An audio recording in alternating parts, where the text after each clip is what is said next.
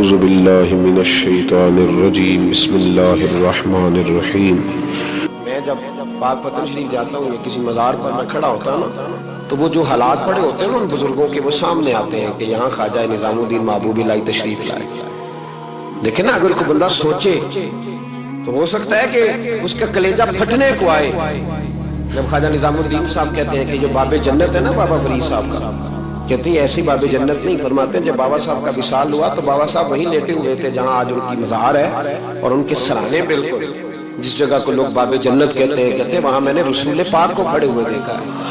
اب کوئی آدمی حضور کی خوشبو محسوس، اس کا ایک ارادہ بن گیا نا کہ یہاں حضور کھڑے، اس پر کیفیت کیا تعریف، اس پر انداز کیا ہو، اس پر وارد کیا ہو، وہ کہاں پہنچ جائے گا ایک دو منٹ کے اندر۔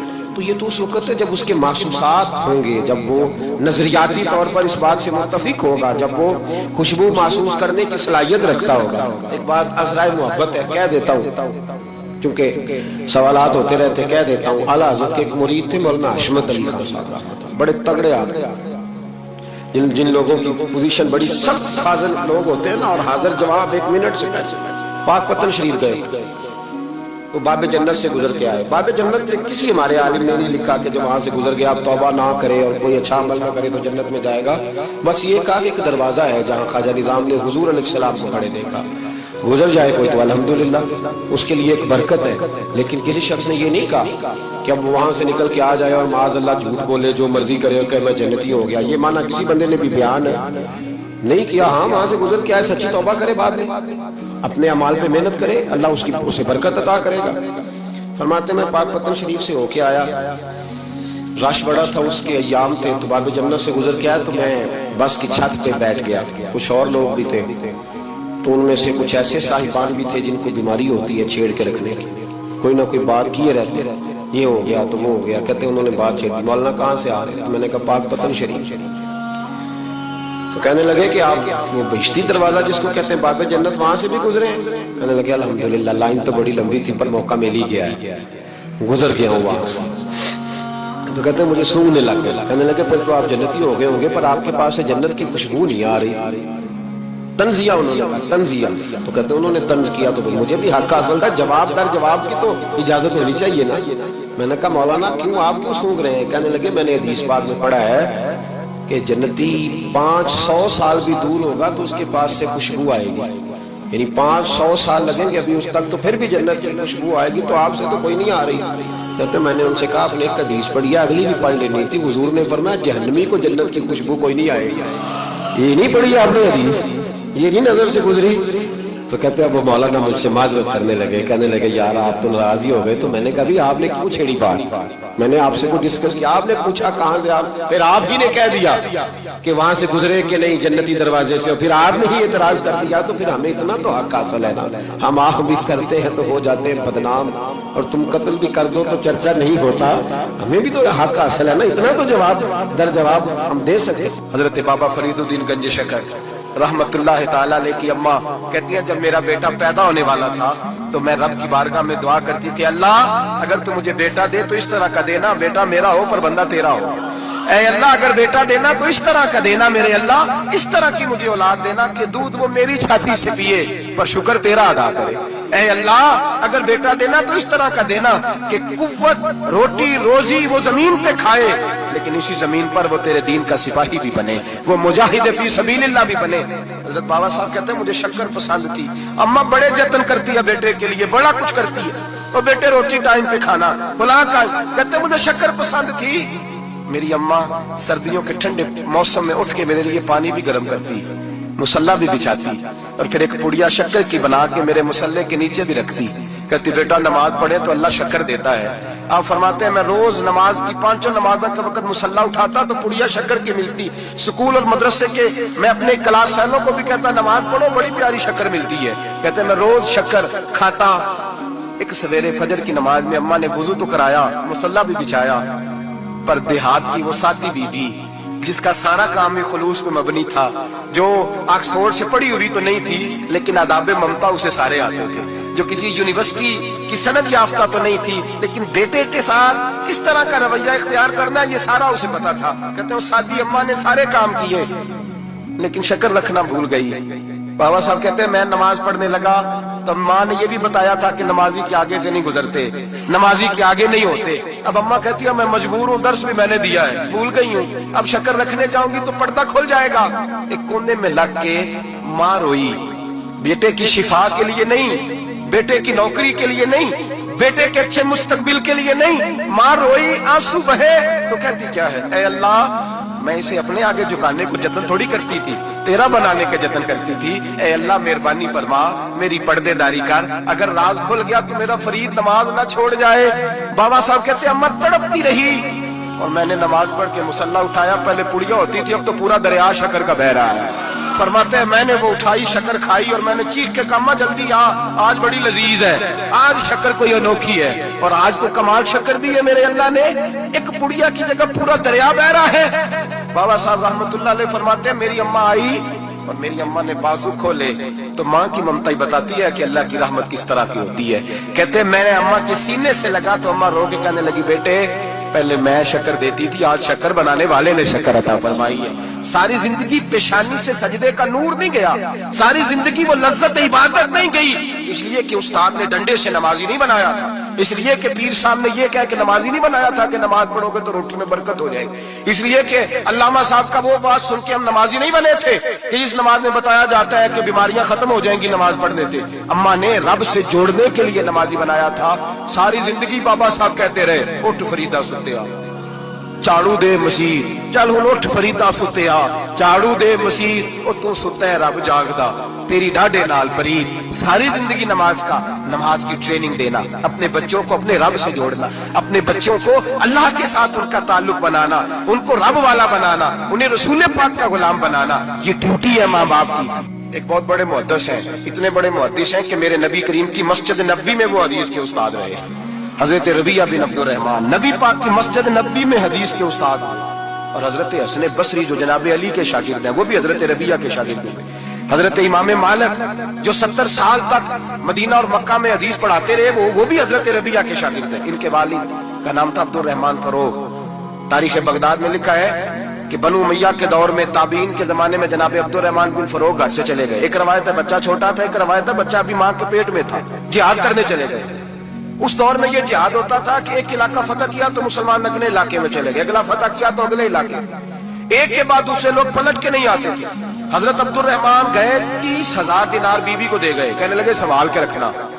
اور جہاد کرنے نکلے تو 27 سال تک گھر ہی نہیں آئی, اور 27 سال کے بعد آئے تو حضرت ربیعہ محدث بن چکے ہیں, مسجد نبوی میں حدیث کے استاد ہیں, بیٹا بہت بڑا شیخ بن گیا ہے. واپس آئے, ہاتھ میں نیزہ ہے, کالی داڑھی تھی ساری سفید ہو گئی, وجود بڑا تگڑا تھا, کمزوری آ گئی. آئے, نیزہ پکڑا ہوا ہے, گھوڑے پہ بیٹھے ہیں, مدینہ منورہ میں گھر ہے, دروازے پہ دستک دی. حضرت ربیعہ نے دروازہ کھولا, اندر داخل ہونے لگے تو کہنے لگے بابا تو کدھر گھستا آ رہا ہے, کدھر؟ اس نے کہا تو پیچھے ہٹ, تو میرے مکان پہ کب سے قبضہ کر کے بیٹھا ہے. بات تیز ہونے لگی, آواز تھوڑی بزرگوں کی بلند ہونے لگی تو اندر سے زوجہ نے سن لیا, اور دروازے کی اوٹ سے دیکھنے لگی تو پہچان گئی. کہنے لگی ربیعہ پیچھے ہٹ جا, یہ کوئی غیر نہیں, یہ تیرے والد گرامی ہے, یہ تیرے والد ہیں. اندر آئے, باپ بیٹا ملے, عصر کی نماز کا وقت ہو گیا, پڑا روئے. 27 سال کے بعد باپ لوٹا, 27 سال کے بعد بڑے روئے. نماز کا وقت ہوا تو حضرت ربیعہ جلدی سے وضو کیا, مسجد نبوی شریف چلے گئے. جناب عبد الرحمن فروغ نے بھی کھانا وانا کھانا تھا, کھانا کھانے بیٹھے تو حکم دیکھے شوہر کیا کرتا ہے. یہ نہیں پوچھا کہ 27 سال حال کیا رہا. پوچھنے لگے میں تجھے 30,000 دینار دے گیا تھا, وہ کدھر ہے؟ تو زوجہ کہنے لگی کھانا کھا لو, عصر کی نماز پڑھ کے آؤ, پھر بتاتی ہوں پیسے کہاں ہیں. آپ کی رقم بڑی اچھی جگہ پہ محفوظ ہے.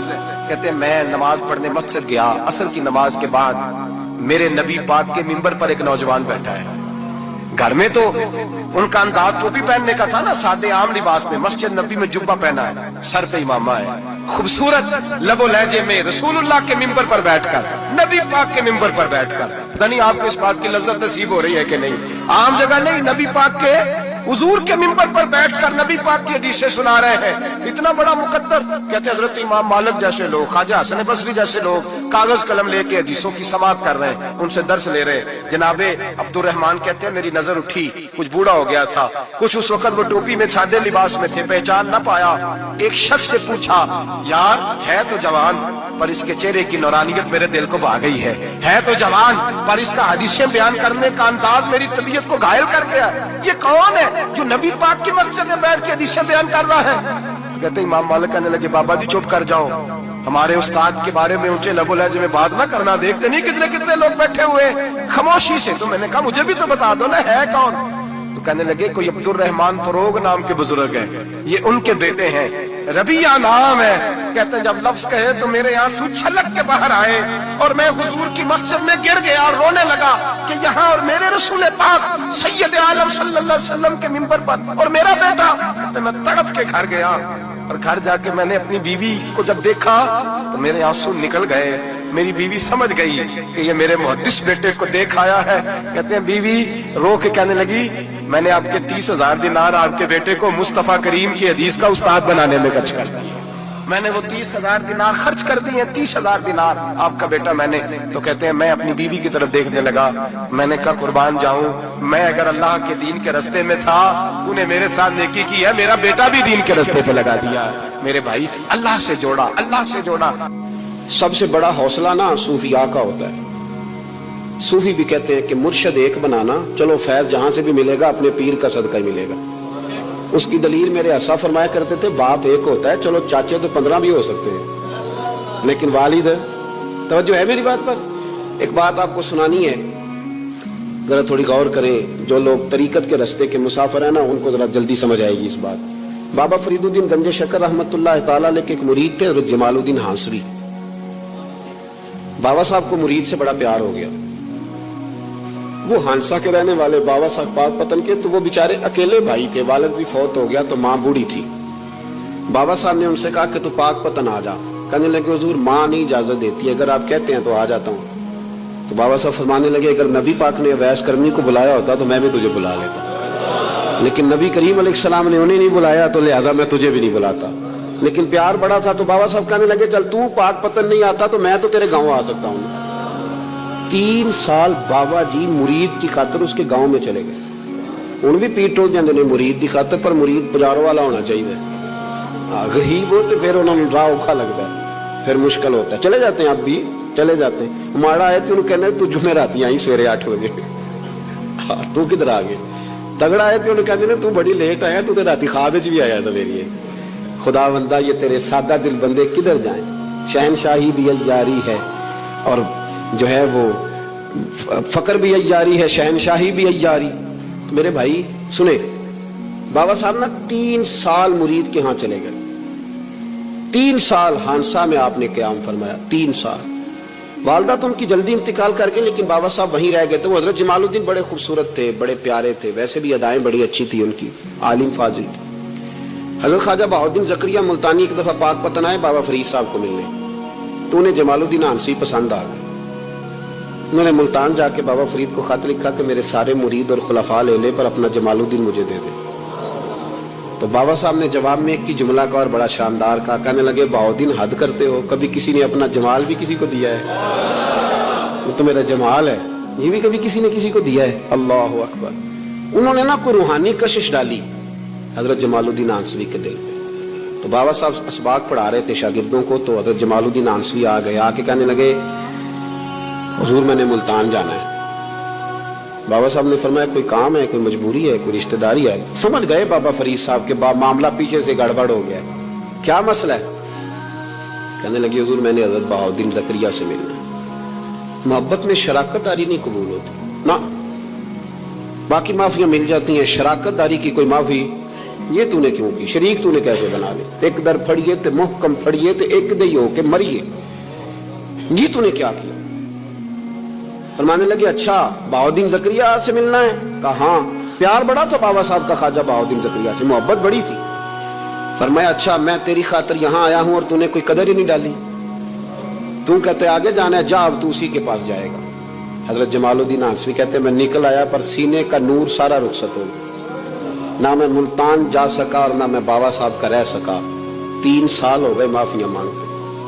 پر بابا صاحب نے فرمایا یار میں تیری خاطر بڑھاپے میں یہاں آیا اور تو نے سوچا ہی نہیں, تو نے قدر ہی نہیں ڈالی, تو نے یہ کیا کیا میرے ساتھ. ایک تاجر آیا کرتا تھا بابا فرید صاحب سے ملنے سال کے بعد. وہ آیا تو اس نے لوگوں سے پوچھا کہ وہ کدھر ہے جمال الدین, جس سے سلام لے کے بابا صاحب سے لوگ ملتے تھے, جو رستہ تھا بابا صاحب کی طرف جانے کا. کہا وہ تو روڑی کے ڈھیر پہ بیٹھے. وہ ملنے گئے اور جب جا کے ملے نا حضرت جمال الدین سے تو وہ رو پڑے. کہا کیا ہوا؟ کہنے لگے بس ہوا یہ کہ میں اس کی قدر نہیں ڈال سکا. جو قدر مجھے کرنی چاہیے تھی نا یار کی, میں وہ قدر کر سکا, میں قدر نہیں کر سکا, یہ مجھے سزا ملی. کہا ان سے کہنا معاف کر دے. وہ تاجر بڑا پیارا تھا. بابا صاحب رات کو پیر دبا رہا تھا, وہ تاجر بابا صاحب کے. اس کا خیال تھا لوگ سارے جائیں گے تو بات کروں گا. پیر دباتے دباتے ساری دنیا چلی گئی, وہ بیٹھا رہا. بابا صاحب بولے, فرمانے لگے جاتا کیوں نہیں, جمال الدین کی بات کرنی ہے, جمال الدین کا ذکر کرنا ہے, چل کر. میں کہا حضور اب دیکھا نہیں جاتا, مہربانی فرمائیں. فرمایا یار اس نے دیکھ میرے ساتھ کیا کیا ہے. میں علاقہ چھوڑ کے یہاں آیا اس کی خاطر, اور وہ کہتا ہے میں نے آگے جانا ہے. اس نے توجہ ہی نہیں کی, اس نے میری محبت کو سمجھا ہی نہیں. فرمایا اسے کہنا میں اسے بھولا نہیں, میں روز اس کے لیے دعا کرتا ہوں. جا تو کہتا ہے تو اسے لے آ. حضرت جمال الدین ہانسوی جب آئے نا, اللہ والے پھر بھی سامنے والے پہ الزام نہیں ڈالتے. جب آئے نا تو کمزور ہو گئے تھے, وجود کمزور ہو گیا, آنکھیں باہر نکل آئیں. تو حضرت بابا صاحب انہیں دیکھ کے نا, انہیں پھر بھی کچھ نہیں کہا. کہنے لگے فرید الدین, اپنے آپ کو مخاطب کیا, فرید الدین یہ تو نے کیا کیا. کوئی اپنے جمال کا اس طرح کا حال بھی کرتا ہے. ان کو جب معافی ملی تو وہ رو پڑے. کہنے لگے حضور میرے لیے دعا کریں, اب میں رضا میں ہی پردہ کر جاؤں. ان کا انتقال ہوا اور بابا صاحب نے خود جنازہ پڑھایا. سنو بخاری شریف, سنو بخاری, صحیح بخاری. حضرت عمر فاروق رضی اللہ تعالیٰ عنہ فرماتے میں تورات پڑھ رہا تھا. نبی پاک علیہ السلام مسجد نبوی میں آئے تو میں تورات پڑھ رہا تھا, تورات. حضور نے آتے پوچھا عمر کیا کر رہے ہو؟ یا رسول اللہ صلی اللہ علیہ وسلم تورات پڑھ رہا ہوں جو حضرت موسیٰ علیہ السلام پہ نازل ہوئی, اللہ کی کتاب. نبی کریم علیہ السلام, حضرت عمر کہتے ہیں کبھی مجھ سے ناراض نہیں ہوئے, پر آج حضور ناراض ہو گئے. چہرے پہ جلال آیا اور محبوب کریم نے فرمایا عمر مجھے اللہ کی عزت کی قسم, اگر آج حضرت موسیٰ حیات ظاہری میں ہوتے تو میرا کلمہ پڑھ کے میری فرما برداری کر, اور تو ان کی کتاب پڑھ رہا ہے, ان کی کتاب. مسلمان کو کسی اور طرف نکلنے کی اجازت, یہاں تو گھر میں بھوک ہونا تو بندہ پڑوسی کے گھر سالن لینے جائے, اور اگر ہر چیز تجھے اپنے گھر ملے, ہر خیر تجھے ملے, پھر تو دائیں بائیں کیوں جائے, کس لیے جائے. تھوڑا سا اپنے اندر استقامت پیدا کریں, دین کی تہذیب کو بچائیں. ہم نے ساری سنتیں کیا ادا کرنی ہیں میرے بھائی. ایک مسواک ہے نا ہمارے گھروں سے, وہ بھی رخصت ہو گئی. امام شورانی فرمایا کرتے تھے جس گھر میں مسواک ہو اللہ کے فرشتے اس گھر کا دیدار کرنے آتے ہیں. اس کی جگہ بھی ٹوتھ پیسٹ آ گیا, ذرا انگریزی کا لفظ ہے نا تو اچھا لگتا ہے, ذرا لوگوں کو پتہ چلتا ہے وی آئی پی ہو گئے سارے. خدا کا خوف کریں, اپنے دین کے ساتھ اپنے آپ کو وابستہ کریں. آدم کو آسمان سے دھرتی پہ لانے والا, عیسیٰ کو آسمان تک زندہ اٹھانے والا, ہر چیز پر ہے قادر, ہر چیز پر ہے قادر, ہر شے کا وہ خدا ہے. اللہ بہت بڑا ہے, اللہ بہت بڑا ہے. یونس نبی